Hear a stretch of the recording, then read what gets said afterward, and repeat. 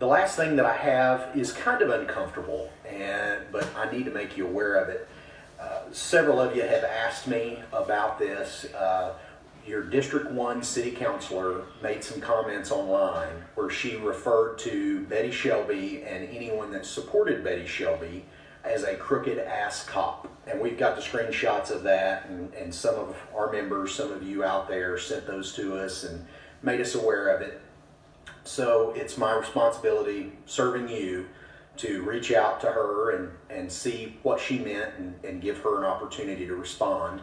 And I did, and went and had a meeting with her in her office at the City Council chambers on November 20th at 8 o'clock in the morning. And we met for approximately 30 minutes, and I asked her about those comments and gave her an opportunity to discuss those. And we all say things on Facebook sometimes that we don't mean, and I felt pretty confident that this might be one of those, something said in the heat of passion or something taken out of context. However, the District 1 counselor doubled down on her statements and said no, that she knew exactly what she was saying, and she stood by those statements, and that Betty Shelby and anyone that stood with Betty Shelby did not deserve to wear the badge, and was a crooked ass cop in her language. She also made statements that the Tulsa Police Department has a culture of corruption, and that the Tulsa Fraternal Order of Police fosters that and helps protect that culture of corruption and stands in the way of progress and changes. However, I disagree with that wholeheartedly, and I express that.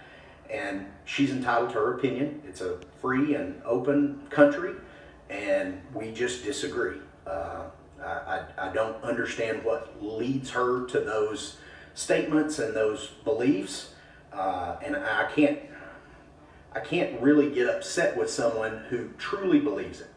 And she, I believe, after speaking with her, truly believes that.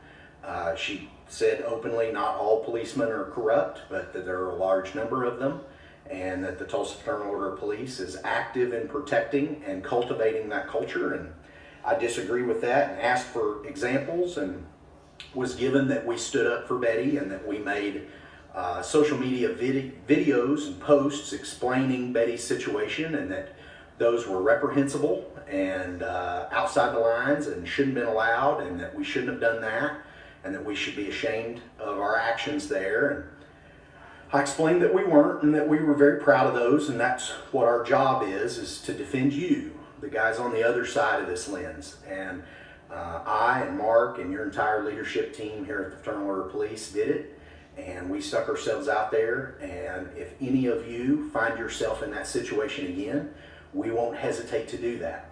And I want you to know as officers that no matter what politicians say, no matter what politicians do, you're going to be supported by us. And whatever we have to do to stand behind you and get you home to your family, we're going to do that. And if you're in the right. And I have yet to come across many situations where our officers are not in the right. We have right on our side 99 times out of 100, and I'm very proud and humbled to be able to serve you. And even though I go deal with uncomfortable things like this, and this is something that I will say we have a very long memory at the Fraternal Order of Police, and this is something that we will be addressing in the future.